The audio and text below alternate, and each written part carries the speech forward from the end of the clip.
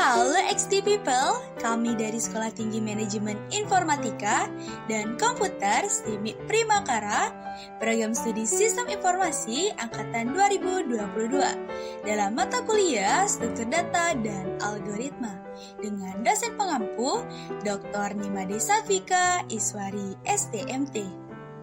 Kesempatan kali ini, kami akan membagikan video pembelajaran mengenai linked list. Tapi sebelum itu ada pepatah nih yang mengatakan, tak kenal maka tak sayang.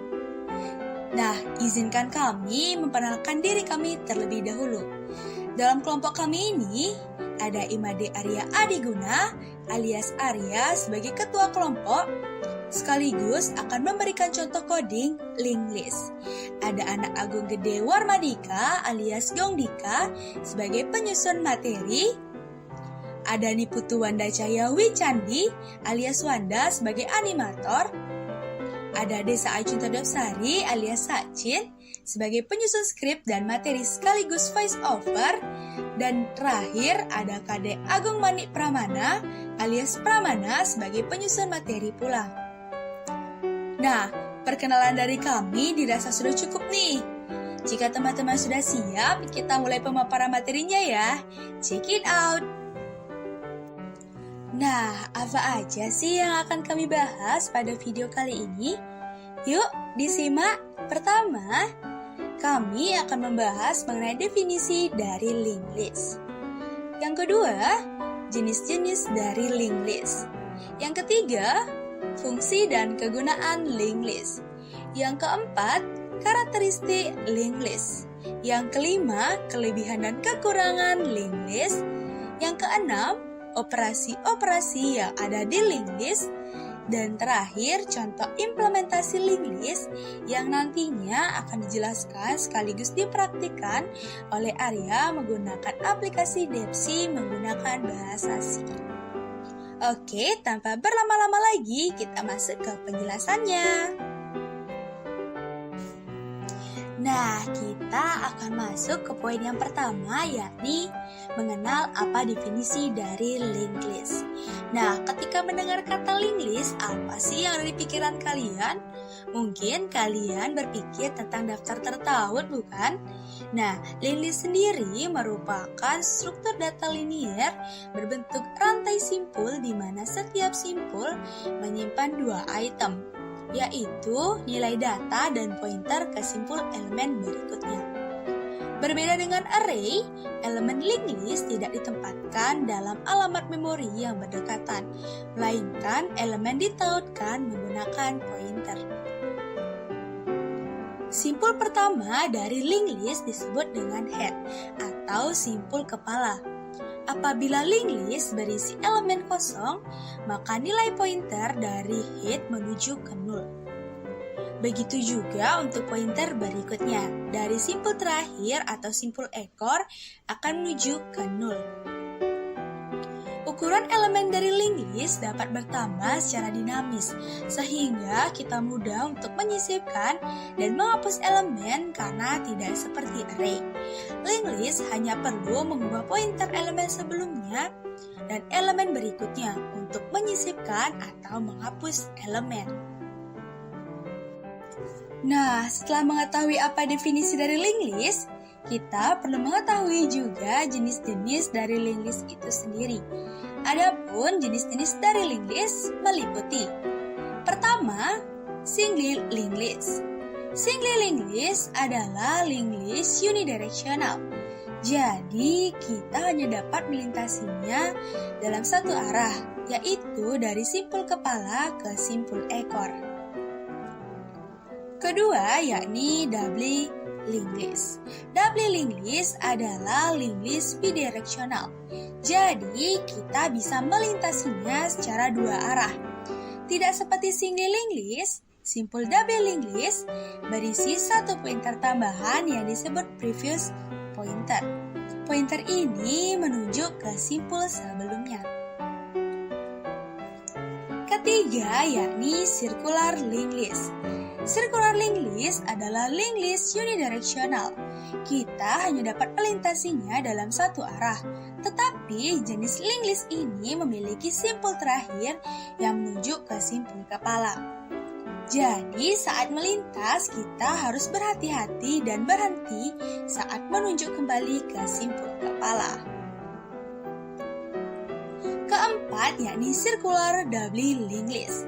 Circular double linked list adalah gabungan dari double linked list dan circular linked list. Seperti double linked list ini memiliki pointer tambahan yang disebut previous pointer dan mirip dengan circular linked list. Simpul terakhirnya menunjuk pada simpul kepala. Jenis linked list ini adalah bidirectional, jadi kita bisa melintasinya dua arah. Nah, setelah berkenalan dengan linked list, kita perlu tahu nih, apa saja fungsi serta kegunaan dari linked list agar dalam pengimplementasiannya nanti, ketika kita membuat program, kita bisa menyelesaikan masalah yang ada. Nah, adapun fungsi serta kegunaan dari linked list dan juga peranannya nih. Pertama, linked list dapat digunakan untuk mengimplementasikan struktur data lain seperti stack, query, graph, dan lain-lain. Kedua, digunakan untuk operasi aritmatika pada bilangan long integer. Yang ketiga, dapat digunakan untuk representasi matriks rongga. Yang keempat, digunakan dalam alokasi file yang ditautkan. Dan terakhir, membantu dalam manajemen memori. Nah, adapun penerapan dari linked list yang banyak ditemui pada kasus seperti pertama, linked list digunakan dalam penjadwalan rondin untuk melacak giliran dalam permainan multi pemain. Yang kedua, digunakan dalam aplikasi penampil gambar. Gambar sebelumnya dan berikutnya ditautkan sehingga dapat diakses oleh tombol preview dan next. Dan yang ketiga, dalam playlist musik, lagu yang sedang diputar ditautkan ke lagu sebelumnya dan berikutnya. Nah, tak lengkap rasanya apabila kita tidak membahas karakteristik dari linked list, yang merupakan ciri khas pembeda dari struktur data yang lain. Berikut karakteristik dari linked list. Sebuah linked list memiliki beberapa karakteristik sebagai berikut. Pertama, linked list menggunakan memori tambahan untuk menyimpan link atau tautan. Yang kedua, untuk inisialisasi awal, linked list kita tidak perlu tahu nih ukuran dari elemen. Yang ketiga, linked list umumnya dapat digunakan untuk mengimplementasikan struktur data lain seperti stack, query, ataupun graph. Simpul pertama dari linked list disebut dengan head. Pointer setelah simpul terakhir selalu bernilai 0. Dalam struktur data linked list, operasi penyisipan dan penghapusan dapat dilakukan dengan mudah. Tiap-tiap simpul dari linked list berisi pointer atau tautan yang menjadi alamat dari simpul berikutnya. Dan yang terakhir, linked list bisa menyusut atau bertambah kapan saja dengan mudah. Nah, sebelum kita mendeklarasikan linked list, kita harus mengetahui nih, operasi apa saja yang ada dalam linked list. Nah, berikut contoh operasi apa saja yang ada di linked list. Adapun beberapa operasi yang bisa kita lakukan pada struktur data linked list. Berikut adalah daftar operasi dasar pada linked list. Pertama, transversal. Berfungsi untuk mengakses setiap elemen dari linked list. Yang kedua, insertion. Menambahkan elemen baru ke linked list. Yang ketiga, deletion. Atau menghapus elemen yang ada. Selanjutnya, ada searching yang berfungsi untuk menemukan simpul pada linked list. Yang terakhir yakni sorting yang berfungsi untuk mengurutkan simpul dari struktur linked list. Berbicara mengenai karakteristik dari linked list, tak lengkap pula apabila kita tidak membahas mengenai kelebihan serta kekurangan dari struktur data yang satu ini sebelum lanjut ke praktik. Berikut kelebihan dan kekurangan dari linked list. Berikut adalah keunggulan menggunakan linked list. Yang pertama dari segi struktur data yang dinamis. Linked list adalah himpunan dinamis sehingga dapat bertambah dan menyusut saat runtime dengan mengalokasikan dan membatalkan alokasi memori. Jadi, kita tidak perlu memberikan ukuran awal dari linked list. Yang kedua, tidak boros memori. Dalam linked list, pemanfaatan memori yang efisien dapat dicapai karena ukuran linked list bertambah atau berkurang pada runtime sehingga tidak ada pemborosan memori dan tidak perlu mengalokasikan memori sebelumnya. Yang ketiga, implementasi. Struktur data linear seperti stack dan query seringkali mudah diimplementasikan menggunakan linked list. Dan yang terakhir, operasi penyisipan dan penghapusan cukup mudah dalam linked list.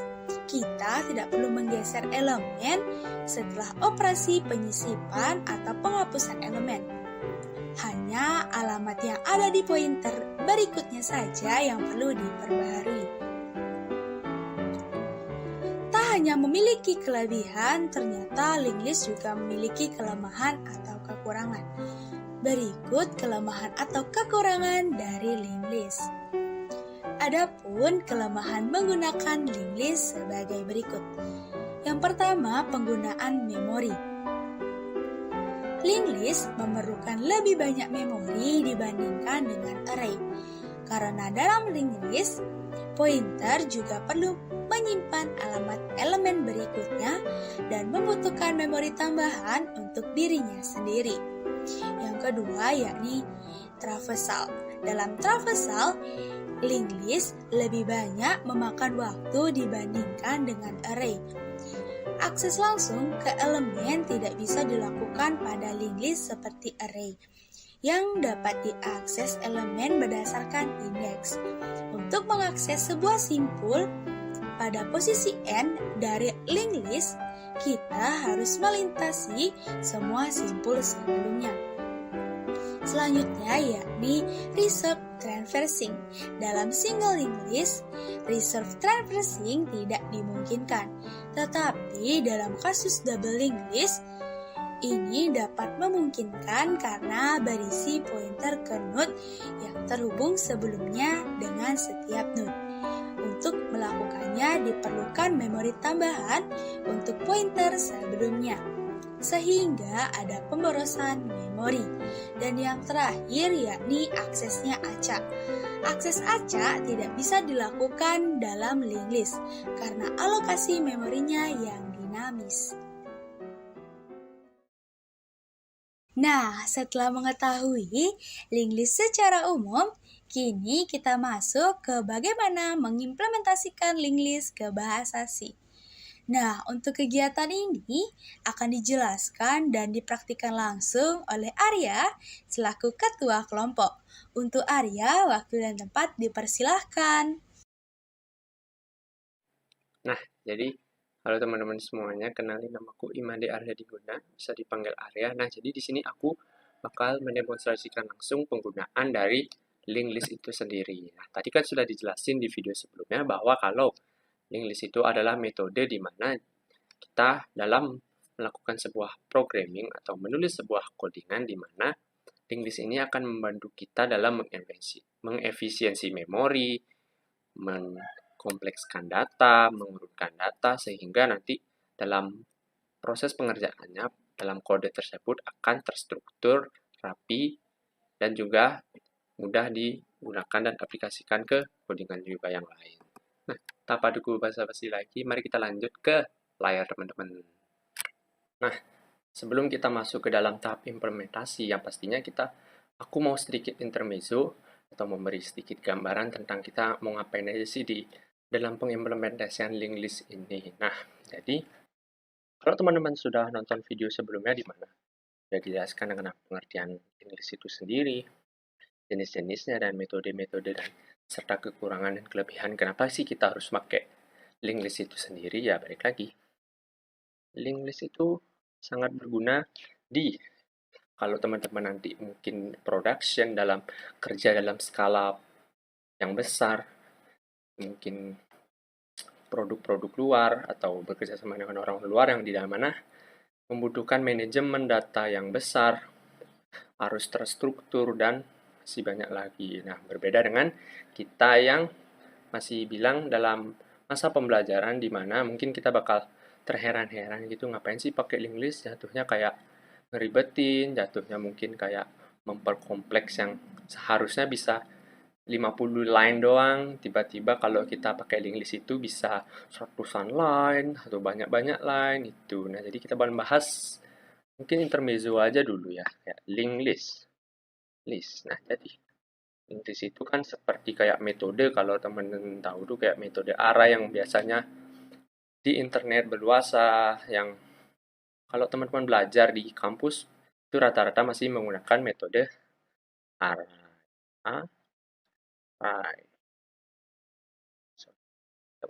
Versus antara linked list dan juga si array itu sendiri. Nah, balik lagi, linked list ada kelebihan dan ada kekurangan juga. Array pun demikian. Nah, jadi linked list itu memungkinkan kita untuk menambah dan menghapus mode data, node dengan gampang dan efisien. Nah, beda dengan array di mana kalau array itu kan kalau misalkan kita melakukan codingan dalam suatu program, maka dia akan langsung plug di main program itu dulu. Jadi, menyatu dengan main program itu sendiri, berbeda dengan linked list, karena linked list itu kan penstrukturan. Terus, nah, jadi ketika code menggunakan linked list, dia akan terpisah dengan main program itu sendiri. Nah, terus, linked list itu biasanya digunakan itu dalam penyimpanan data, di mana kalau misalkan di array kan penyimpanan data itu langsung di bawah di main programnya, sehingga kalau kita mau mengubah, mau apapun itu tuh perlu nge-read ulang, perlu buka ulang, dan kita edit sendiri. Nah, berbeda halnya dengan linked list, jadi kita sudah tahu nih, kalau misalkan codingannya panjang nih, kalau menggunakan array itu kan kita harus scroll. Sedangkan kalau menggunakan linked list itu kita tinggal masuk ke dalam strukturnya aja gitu. Nah, jadi perbedaan linked list dengan array itu sendiri ya pasti di penggunaan memorinya juga, dimana pengalokasian memori itu lebih besar ya linked list, tapi bisa dibilang lebih terstruktur jadinya itu, dan cocok untuk proyek-proyek skala besar. Nah, mungkin itu aja sih intermezzonya. Kemudian kita mau ngapain aja sih di pengimplementasian ini? Mungkin pengimplementasiannya bakal simpel aja ya teman-teman, biar teman-teman pun tahu tentang penggunaan linked list, tentang penggunaan array itu. Jadi kita akan membuat versus di mana kita akan membuat codingan secara array. Kita akan membuat array ya, sorry. Kemudian kita akan buat dengan linked listnya. Nah, jadi kita bakal buat tentang apa sih? Jadi kita buat yang simple-simple aja sih, ya mungkin kayak nggak mungkin lagi sih ini tentang gimana kita menyimpan data dan melihat data gitu. Data yang simple aja, dalam artian masih bersifat statis ya teman-teman ya. Data statis. Nah, terus penggambaran dari code-nya itu sendiri mungkin yang di array dulu ya, saya akan kerjain ya di array.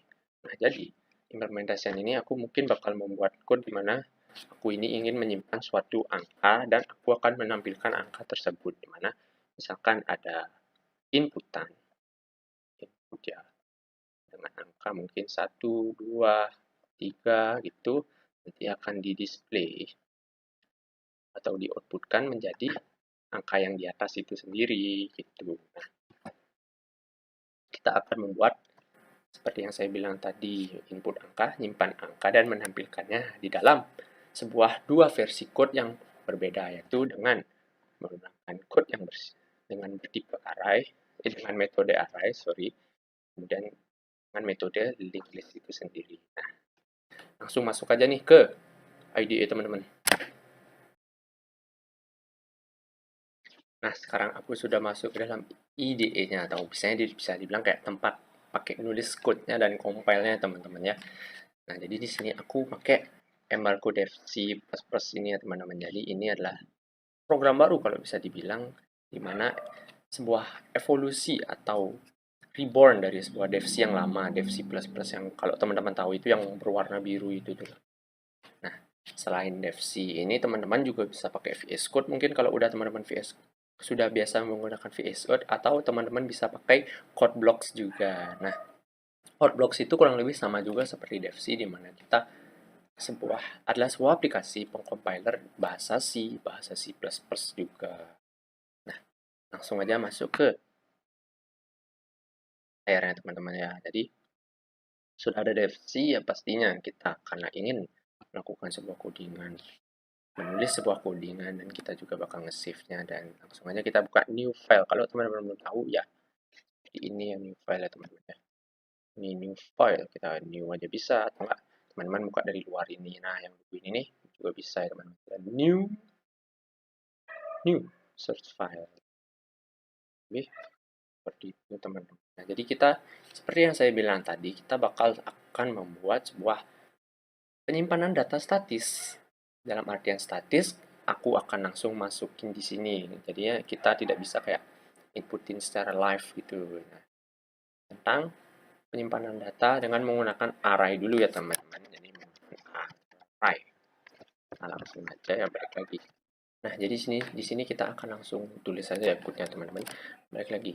Nah, untuk menggunakan bahasa C atau C++ juga sama yang pasti kita harus pertama di awal program harus menulis ya header-nya itu sendiri, di mana kalau misalkan di bahasa C sendiri itu menggunakan studio.h. Mana ya gitu. Kenapa menggunakan studio H? Karena dalam array biasa, jadi kita kan perlu kayak memanggil sebuah kayak printf, scanf, for. Nah, jadi kita menggunakan header yaitu studio.h itu sendiri. Kita akan main dari programnya itu sendiri ya. Sekali lagi, sekali lagi aku tekan ke teman-teman. Jadi ini adalah versi pertama dari sebuah codingan yang saya bilang tadi, dengan penyimpanan data yang kita kan rencananya buat dua, yaitu dengan metode array yang paling basic bisa dibilang, kemudian dengan versi yang kedua yaitu dengan linked list itu sendiri. Nah, jadi kita akan buat array-nya dulu ya teman-teman, versi yang simple. Kita akan lihat perbedaannya ketika menggunakan array dan menggunakan array dan juga menggunakan linked list. Sorry ya, teman-teman. Ya teman-teman ya, cut ya. Kita akan membuat data di mana berisi 5 huruf. 5 huruf aja, masa punya panjang. Jadi dalam 5 huruf itu sendiri, 5 huruf, 5 string ya teman-teman ya. Nah, jadi string itu kan bisa pakai titik seperti biasa atau nggak titik koma ya aja sih.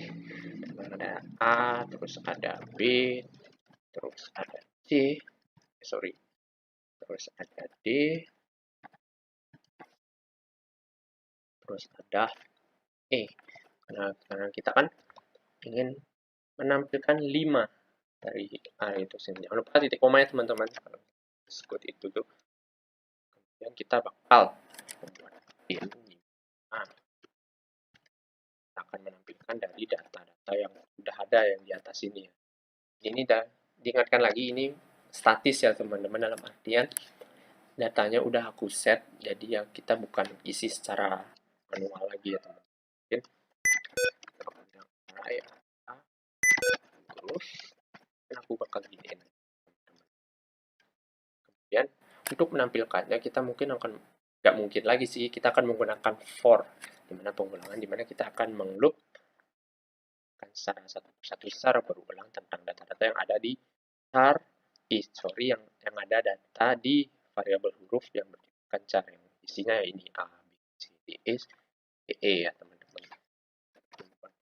For dimana ya, kalau perulangan for itu kan untuk I itu global variable ya, bisa I boleh, bisa tidak boleh. Jadi kita akan set dulu I-nya oleh teman-teman, kemudian akan nanti kurang dari 5 karena kita akan menampilkan 5 data saja yang mana yang di atas tadi ini yang sudah saya deklarasi itu. Terus kita akan mengloop, kita akan loop, kita akan melakukan menampilkan data tersebut. Sorry, di sini print ya teman, tipu ya. Terus kita pastinya dalam bahasa C berbeda dengan bahasa C++ di mana kalau bahasa C itu kita memerlukan suatu, bisa dibilang apa, kalau kurang lebih setahu saya sih parameter, di mana kita kalau misalkan menampilkan data integer %i, kalau menampilkan data char itu %c, itu yang seperti itu. Kalau teman-teman sudah belajar sih pasti tahu ya teman-teman. Kita bakal menggunakan lagi sih, i tutup kurung plus titik koma. Titik koma ya teman-teman. Dan ini sih opsional juga itu. Nah, saya udah kadung biasa sering pakai return null karena jika codingan tersebut di jalan dan sudah selesai, dia akan langsung mengset dari memori itu sendiri supaya dihapus gitu, biar nggak numpuk gitu. Makanya kita akan menggunakan fungsi return null. Kita save teman-teman, mungkin kita bakal ya save, mungkin namain apa ya, mungkin angka sih, huruf. Kita bakal di sini aja sih, ini aja huruf dengan menggunakan tipe array. Ingat ya teman-teman, karena kita ngoding dengan bahasa C biasa, jadi kita ingat format simpannya dengan bahasa C juga teman-teman ya. Save. Nah, kemudian kita coba run.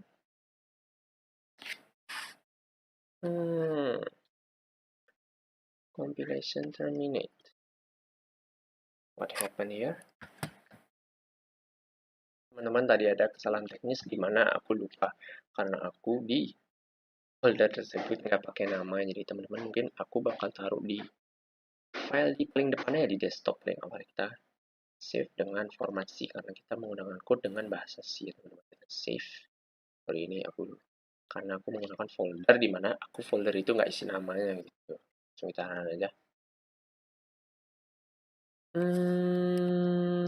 Include studio.h. Sorry kok studio, studio ya teman-teman. Langsung aja run. Nah, jadi dalam teman-temannya, jadi dalam huruf yang ada di atas ini, yang dimana kita sudah set, dimana di dalam variabel huruf itu ada A, B, C, D, sampai E. Dan aku juga ngeloop dan pasnya juga teman-teman. Mana sih ya? Nah, jadi ini ya teman-teman ya. A, B, C, dan E. Itu misalkan bang, kalau isinya code-nya 6 gimana bang? Nah, kita bakal langsung ya teman-teman ya. Tetap aja yang di display itu ada 5 karena dalam codingan kita sudah set cuma 5. Berbeda kalau kita set misalkan 6 ya. Sampai E dan F gitu ya. Jadi itulah tentang codingan menyimpan data, dan ini dengan menggunakan tipe array ya teman-teman. Array. Nah, jadi itulah teman-teman codingan untuk menyimpan data dengan menggunakan metode array, di mana dalam metode array ini sangat simpel ya, kita hanya perlu kayak mendeklarasi variabelnya, menentukan isinya. Jadi isinya kan masih statis seperti yang aku bilang tadi. Kita melakukan looping, kita bikin datanya supaya datanya kelihatan gitu.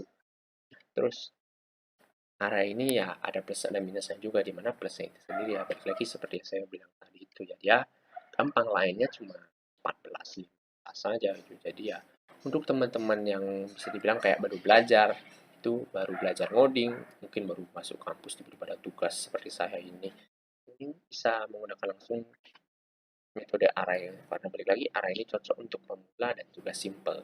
Nah, mengenai kekurangannya yang pasti, kalau misalkan teman-teman sudah masuk ke production, sudah kerja-kerja di bisa dibilang perusahaan yang besar, yang dimana codingannya itu rapi, terstruktur, dan bisa dibaca dengan orang lain juga, kita menggunakan tipe linked list itu sendiri. Mungkin list, kalau misalkan array itu kan, misalkan nih, dan codingan misalkan array itu banyak, ada 200 slide. Nah, itu tuh akan mempersulit kita dalam mencari data, mengupas data. Nah, jadi itulah mengapa ada metode linked list itu sendiri, di mana kita bisa mempermudah dalam mengaksesnya, menghapusnya, gitu teman-teman ya. Jadi itulah tentang codingan untuk menyimpan dan mengubah data, bisa dibilang dengan menggunakan metode array. Simple ya teman-teman. Kita akan lanjut ke metode linked list.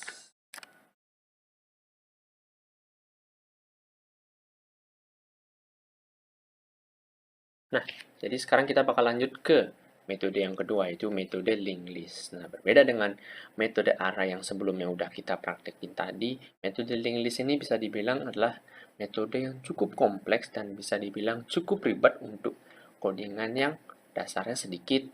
Tapi untuk production, untuk project-project itu sangat berguna sekali, teman ya.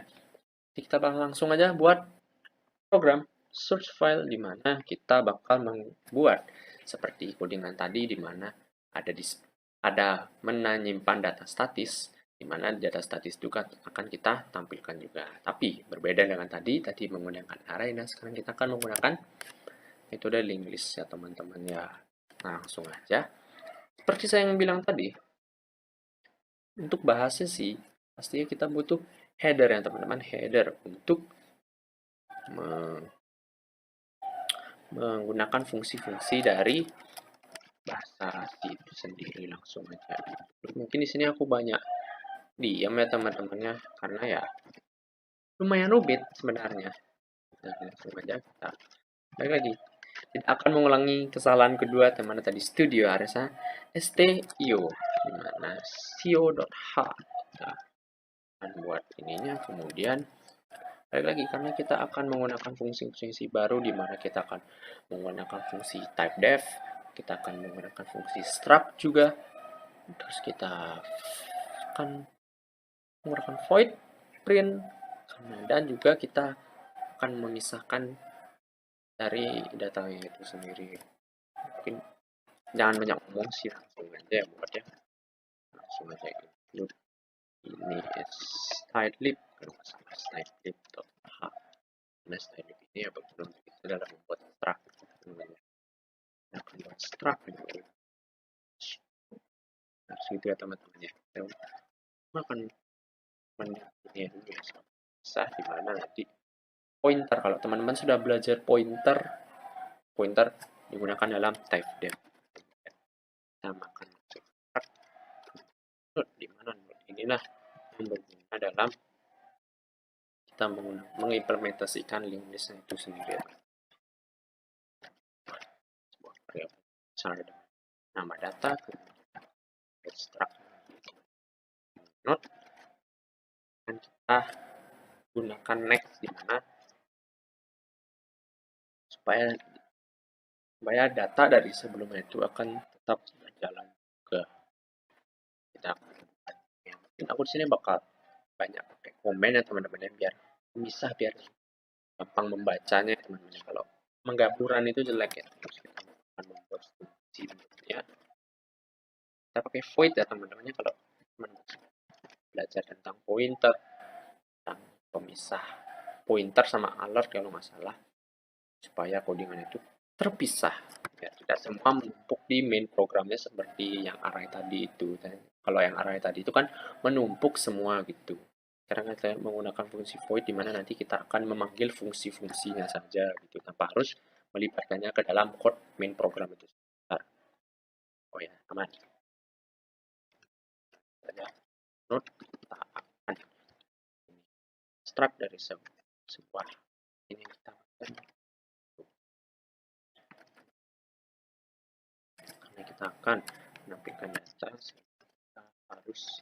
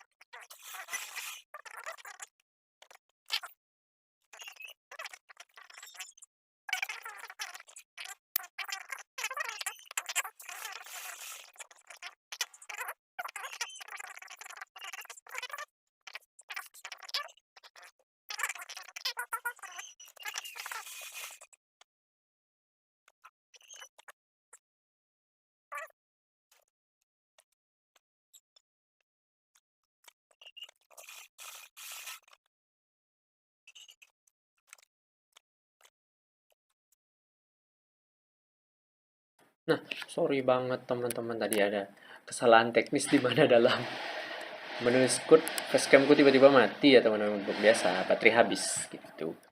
Sorry ya teman-teman, mohon dimaklumi untuk kesalahannya. Jadi setelah kita tadi menulis code-nya di mana tadi, aku percepat ya teman-temannya biar nggak lama gitu klik guys. Nulis sambil mikir itu, sambil ngomong itu susah, sumpah. Belum kebiasa juga sih. Nah, jadi kita telah membuat struct di mana struct itu berisi data dan juga node di mana kita membuat dua void, bisa dibilang kayak code yang terpisah, di mana code yang pertama aku beri nama append, di mana append ini ya membuat untuk menyimpan suatu data yang ada di main program itu sendiri teman-teman. Kemudian yang kedua, pastinya kalau mengisi kita harus juga menampilkan data yang ada. Yang kedua ada void, aku beri nama print list ya teman-teman. Jadi nanti kita tinggal panggil aja fungsi print list ini dan juga fungsi append itu sendiri. Nah, kemudian di main programnya, seperti yang aku bilang tadi, kalau di array itu kan semua numpuk di main programnya gitu. Terus juga jadinya kalau misalkan code-nya panjang kan susah, kalau ini di mana gitu kan, jadi susah. Nah, itulah fungsi dari gak cuma link list sih, ada buku penggunaan pointer namanya, supaya kita bisa menulis code ini secara terpisah dan bukan di main programnya itu sendiri ya teman-teman. Nah, kemudian ini udah fungsi append untuk masukkan tadi, fungsi print untuk menampilkan datanya, kemudian lanjut ke main program tersendiri. Nah, di sini node itu karena lagi ya, kita harus memanggil itu node karena node ini di atas menggunakan apa? Struct-nya itu node, ya kita manggil dia head ini karena head ini adalah tempat penyimpanan data kita dalam node-nya itu sendiri. Nol ya, kalau nggak ada yang nggak bisa dipanggil gitu. Kemudian kita berikan inputan secara statis ya teman-teman, dalam artian yang sudah aku input di dalam program sendiri, bukan aku input manual seperti printf, scanf itu ya statis biasa, baru belajar. Sini aku isiin data, dimana cara baca itu kita memanggil fungsi append, dimana fungsi append ini kan memasukkan datanya teman-teman, memasukkan, menyimpannya. Panggil fungsi append itu sendiri, pada ini namanya append juga ya teman-teman ya. Kemudian kita head untuk head itu nama dari tempat penyimpanan data yang kenapa menggunakan nama head, Balik lagi karena penyimpanan itu kan biasanya di kepala gitu. Biar gampang head aja teman-teman. Kemudian terus ada isinya ada A, ada B, ada C, ada D. Kemudian balik lagi kita harus mencetaknya juga, kita tinggal panggil aja nih fungsi dari print listnya itu sini dengan cara ya printf ini sebagai hiasannya. Nah ini dia printf list dalam kurung head, di mana print list ini akan memanggil data dari head yang ada di atas di sini. Nah, dari fungsi append itu sendiri, seperti aku bilang tadi, fungsi append, fungsi head ini nih untuk tempat nyimpan datanya gitu. Itu final head, gimana nanti kepala gitu. Jangan lupa ya teman-teman, biasakan save dengan huruf link. Lagi karena kita program dengan bahasa C, kita pakai C, not C++. Kita langsung save pada bambung bam. Nah, teman-teman ya. Error teman-teman. Wow. Bentar apa ya? Studio data oh. Datanya hurufnya kecil, kemudian next node. Before void. Nah, before void. Coba run lagi node. Append. Char new data. Name is node. Name is node. Node itu kayak nggak terdefinisi. Terus fitranya teman-teman. Nah, jadi teman-teman tadi aku juga lupa menulis karena kita menggunakan tab def bukan struct yang biasa ya teman-teman. Jadi kita harus menulis nama node-nya juga dengan memanggilnya itu sendiri. Terus tadi ya salah itu di bagian mana ya? Head def undeclared. Undeclared. Oh, tipe teman-teman seperti biasa, tipe href bukan fn2 ya teman-teman ya. Coba kita run lagi, misalkan apa ini yang salah, null undeclared. Oh, kebiasaan lagi, biasa ya teman-teman, programmer tipe. Kemudian ada last oh, lastnya huruf kecil, sorry ya kira sama juga seperti codingan yang tadi ya teman-teman ya, dimana kita ada data yang statis. Di sini statis saya gangguin, kemudian isinya ada A, B, C sampai D ya teman-teman, dimana outputnya sama seperti programming array itu sendiri, dimana ya mengisi dan juga menampilkan datanya sama teman-teman. Cuma ya balik lagi, bedanya di mana? Bedanya balik lagi di fungsinya, di mana kita menggunakan struct supaya terstruktur, kemudian kita pakai void di mana supaya tidak menumpuk di bagian programnya. Misalkan kalau ada error satu, di mana jika kita tahu errornya ada di sini, errornya ada di sini, seperti yang saya tadi itu teman-teman. Apa sekali? Nah, itu juga teman-teman. A, B, C, dan D ini kenapa jauh kali nih? Oke teman-teman ya. Nah, sekarang kita akan compare dengan yang array juga teman-teman ya.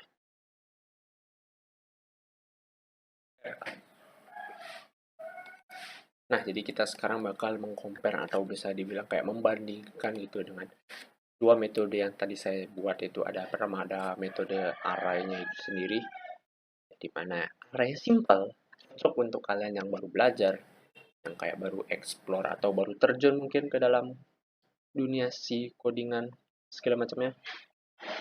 Bilang simple karena ya tinggal mendeklarasi isi dari variabelnya, kemudian kita ya panggil variabel yang tersebut, bisa menggunakan loop atau bisa menggunakan printf saja. Karena ini bertipe banyak untuk string, kita harus menggunakan loop ya teman-teman.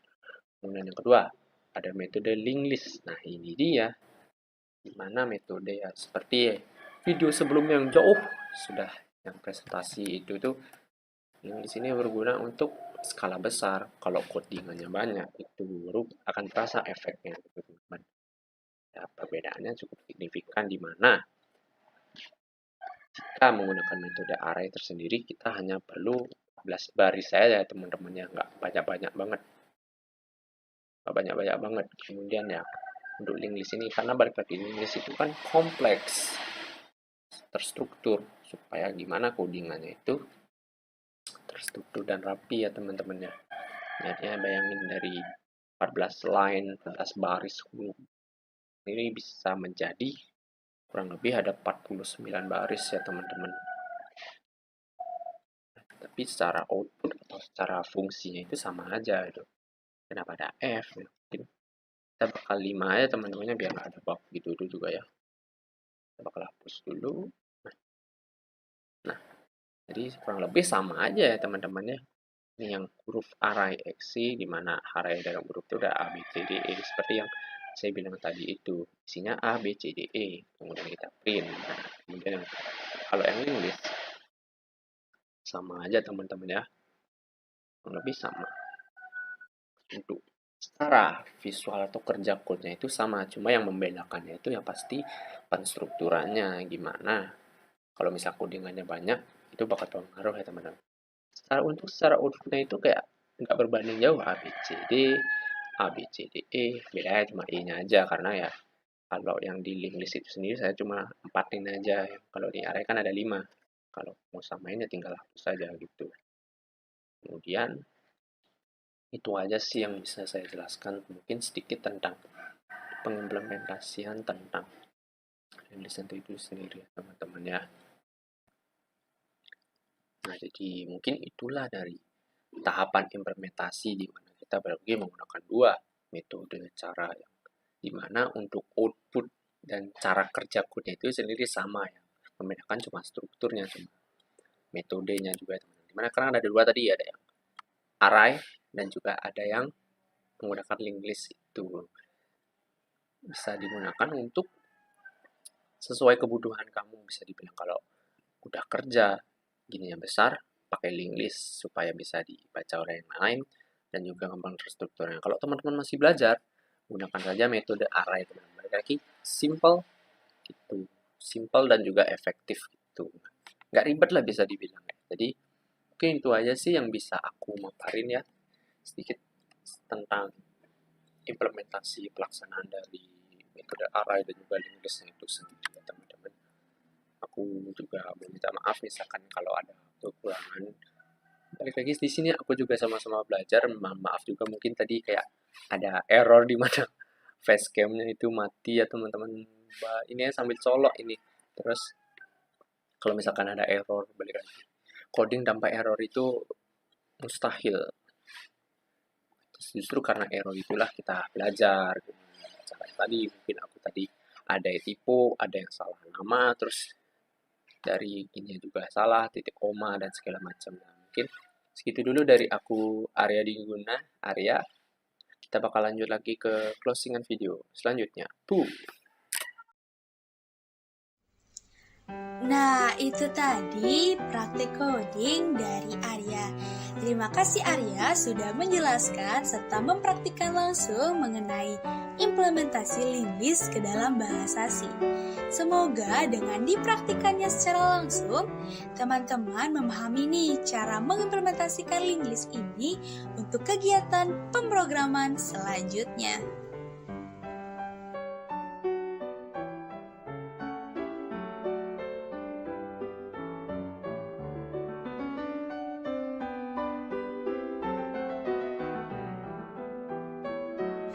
Tak terasa nih, pembahasan pada kesempatan kali ini mengenai link list sudah selesai.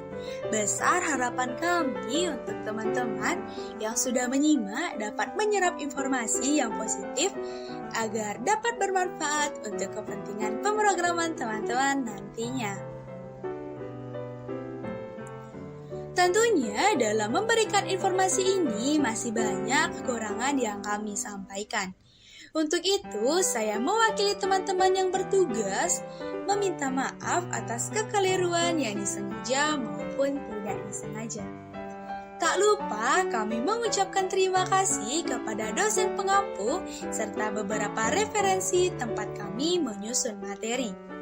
Jangan lupa like, komen, dan share video ini agar teman-teman yang lain dapat belajar bersama. Akhir kata akan kami tutup dengan sebuah pantun. Melihat kekasih bersama Bunda, membawa kayu dan juga good time. Terima kasih atas perhatian Anda.